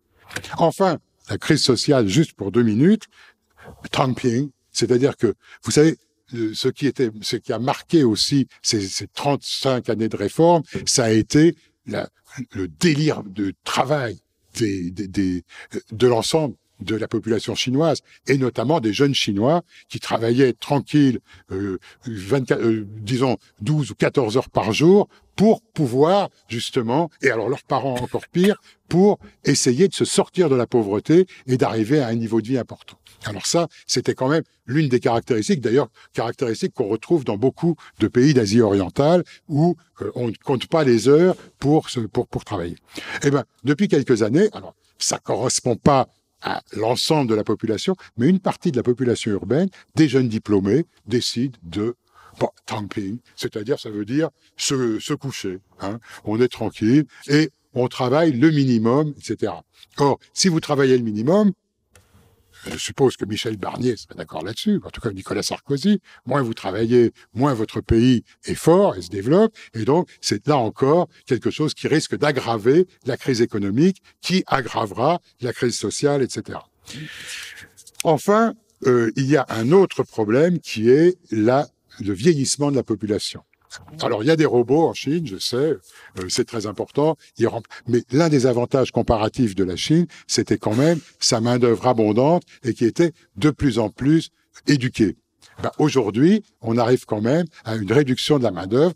C'est en Inde que se trouve le dynamisme démographique. Et comme le disait Françoise tout à l'heure, on a beau dire aux Chinoises de faire des enfants, après, pendant 40 ans, leur avoir dit qu'il fallait absolument pas en faire, je veux dire, en même temps. Donc là, on leur dit, faites des enfants, etc. Les gens veulent plus faire d'enfants.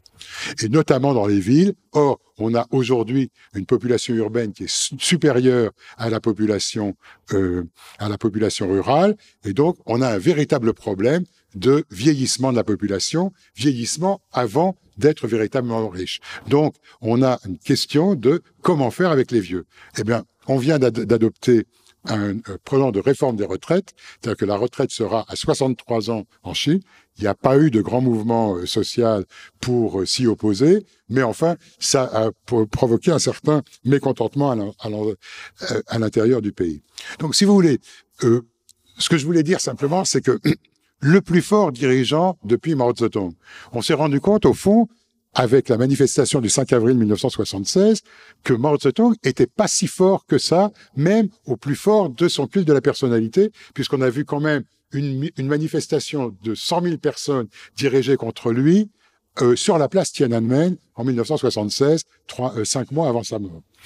Alors, est-ce qu'il est véritablement fort? J'ai essayé de vous montrer que toute sa force est en fait, en même temps, un ensemble de faiblesses. Et que je crois qu'il ne faut pas se faire d'illusions. Ce régime a l'air très fort, mais il peut, du jour au lendemain, s'effondrer. Alors, je ne sais pas si c'est ça que tu voulais dire, Marie, par le fait que je vous donnerais de l'optimisme. Je suis pas absolument sûr, mais je crois que ce régime est beaucoup plus fragile qu'il n'y paraît, et que c'est pour ça que Xi Jinping est de plus en plus paranoïaque, et que on essaye de plus en plus de limiter l'expression et la liberté d'expression en Chine. Merci.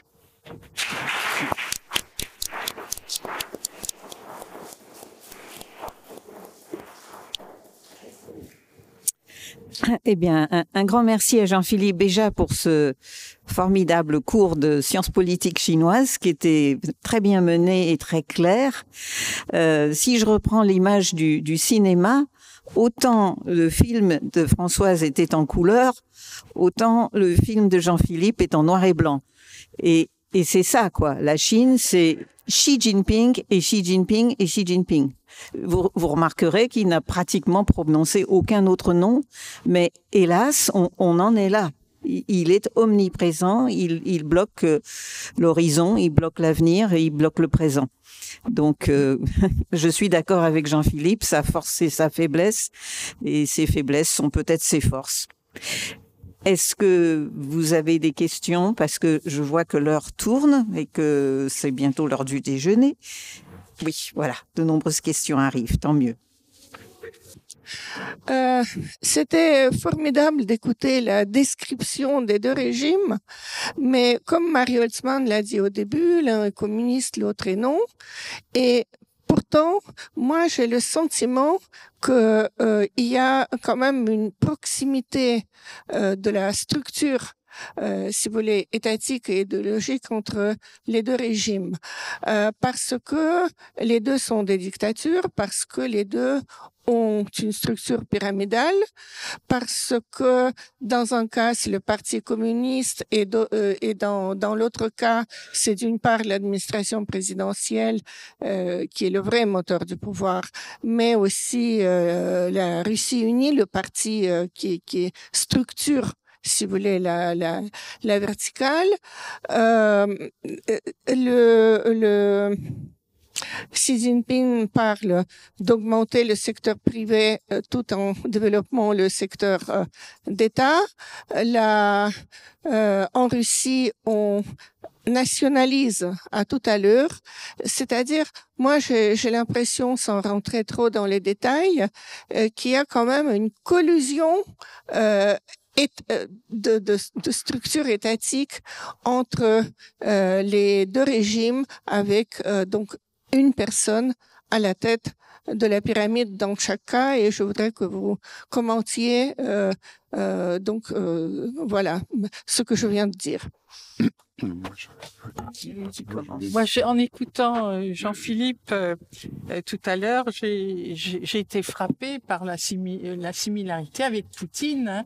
Poutine aussi, au fond, pour lui, c'était réparer l'effondrement de l'URSS et essayer d'annuler cette période. C'était ça son objectif dès le début. Et le programme qu'il a mis en œuvre dès 2000, c'est exactement le même, hein, centralisation,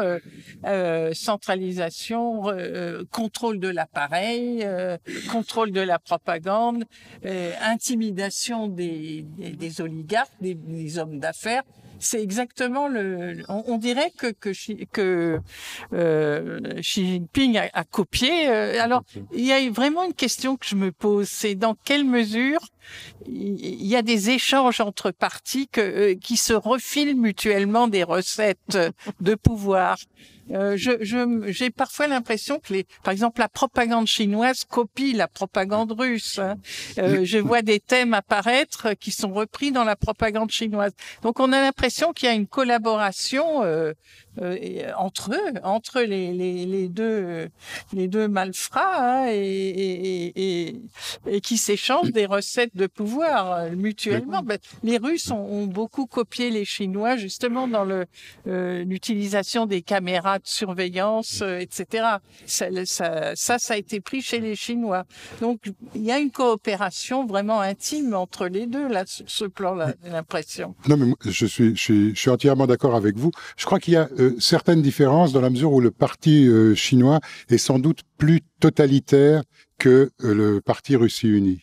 Dans la mesure où, alors, il y a un truc dont j'ai pas parlé, c'est l'offensive contre la société civile de Xi Jinping, qui est dès le début, lui aussi, dès son arrivée au pouvoir. Et je voulais juste voir justement la différence. Disons que jusqu'à 2023, jusqu'à la veille jusqu'à 2022, la veille de la guerre en Ukraine, il existe encore en Russie un certain nombre d'organisations de la société civile qui sont de véritables organisations autonomes.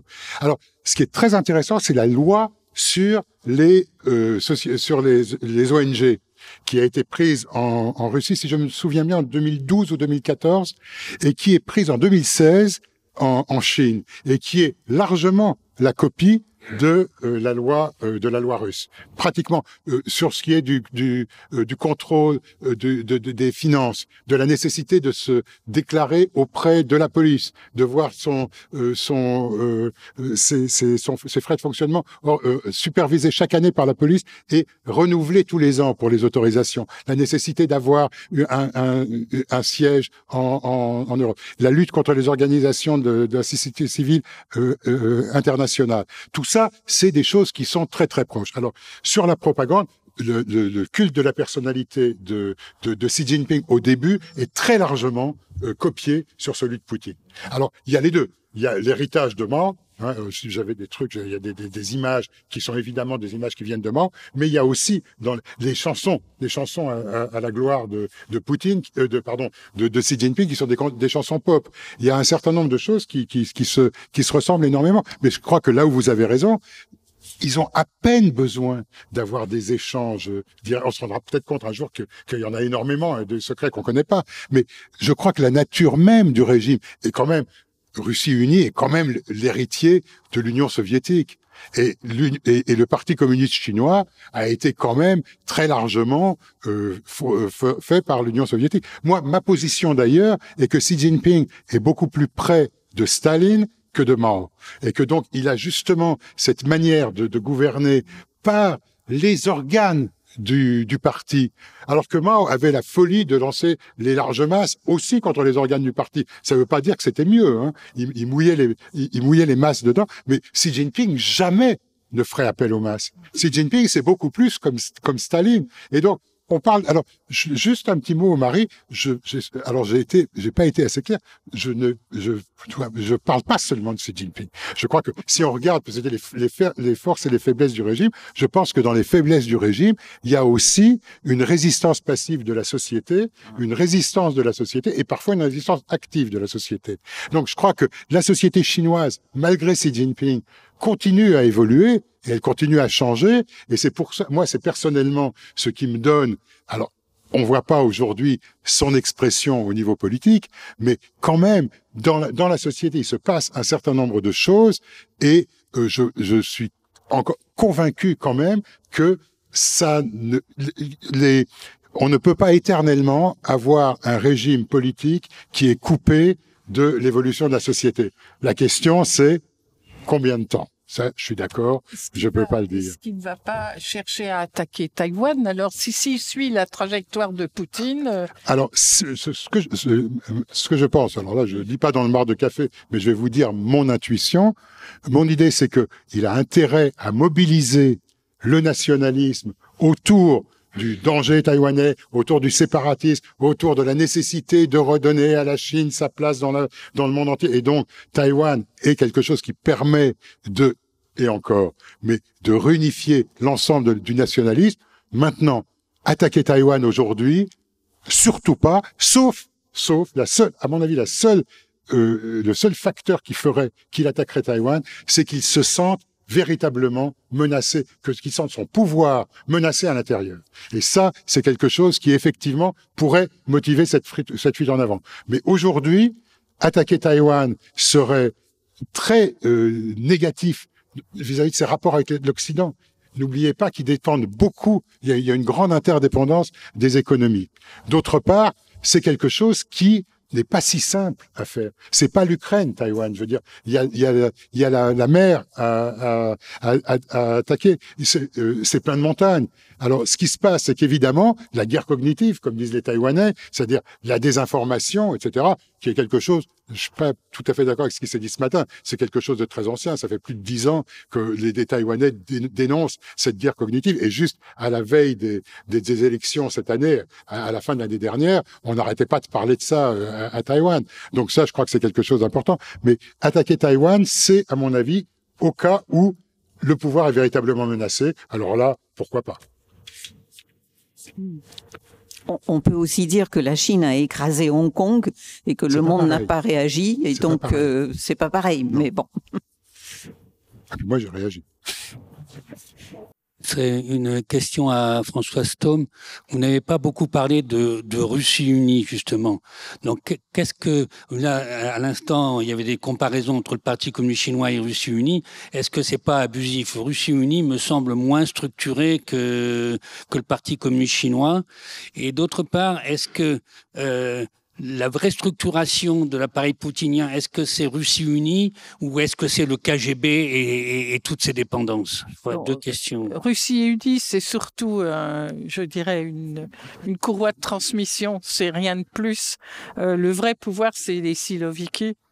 C'est la hiérarchie c'est tous les Siloviki, le FSB, l'armée, mais surtout la sécurité d'État, hein, c'est l'ossature du régime. Le Russie unie, c'est, à mon avis, elle n'a aucune consistance. Hein, encore une fois, c'est un instrument de l'administration présidentielle, c'est tout. Oui. Oui, tout d'abord, merci pour votre présentation. Finalement, on remarque dans ces deux régimes pas mal de similitudes.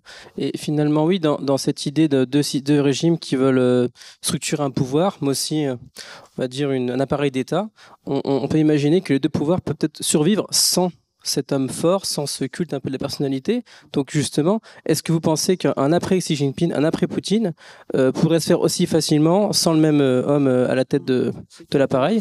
On peut imaginer, on peut se rappeler dans les années 80, après la mort de Mao, qu'on avait du mal en Chine de récupérer cet héritage de charisme, d'homme charismatique. Est-ce que Xi Jinping pourra faire la même chose, vous pensez, après son mandat, après son pouvoir?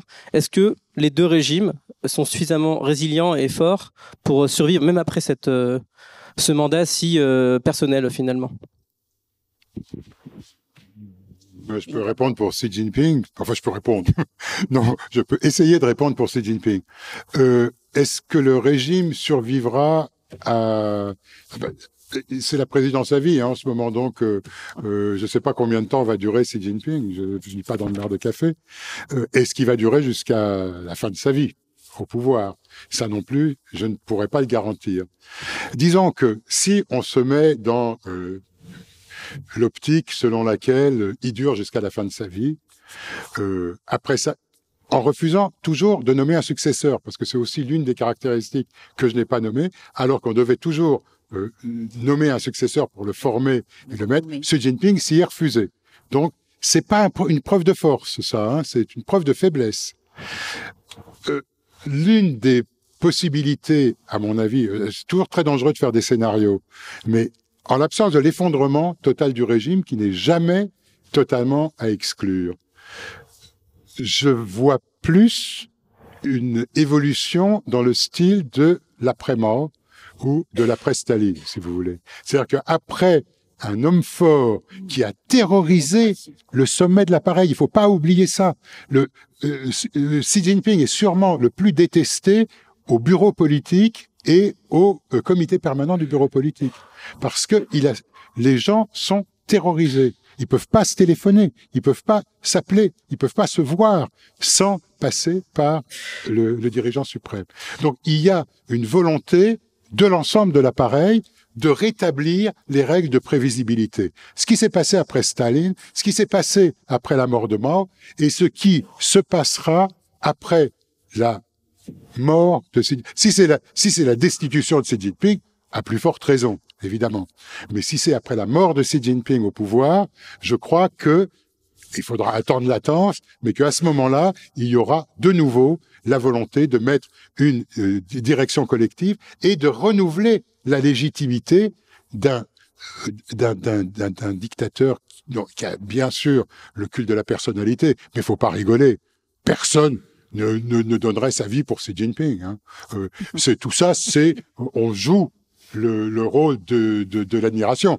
Mais je vois mal des gardes rouges aller se tuer entre eux pour défendre la pensée de Xi Jinping. Très franchement, les temps ont changé de ce côté-là. Donc voilà ce que je peux dire. Alors, en un mot, après Poutine... Pour la Russie, je pense que tout dépend de... Poutine a vraiment tout misé maintenant sur cette conquête de l'Ukraine. Tout dépend comment les événements vont tourner. Encore une fois, s'il parvient à ses fins et s'il parvient à obtenir la levée des sanctions tout en découpant l'Ukraine, hein, ou en phagocytant l'Ukraine, et la levée des sanctions occidentales, le régime risque d'être pérennisé pour des années. Par contre, si ça tourne mal pour la Russie en Ukraine, là, je pense qu'une défaite militaire peut entraîner une véritable remise en cause, hein, une dépoutinisation, par la suite plutôt d'une révolution de palais. Hein. Je pense pas qu'il y ait un mouvement de masse contre Poutine, mais il peut y avoir une révolution de palais. Mais il y a la possibilité aussi d'une anarchie avec le retour des vétérans d'Ukraine. Il y a un potentiel d'anarchie considérable, hein, un peu ce qui s'est passé en 17. Hein.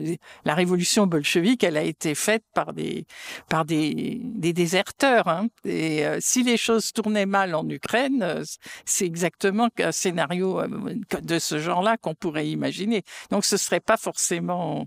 il faut pas penser que la démocratie va s'installer en Russie. Hein. Ce sera un régime, un nouveau régime tyrannique après une phase d'anarchie. Et bien sûr, ces paroles joyeuses. Bon appétit. C'est pas joyeux.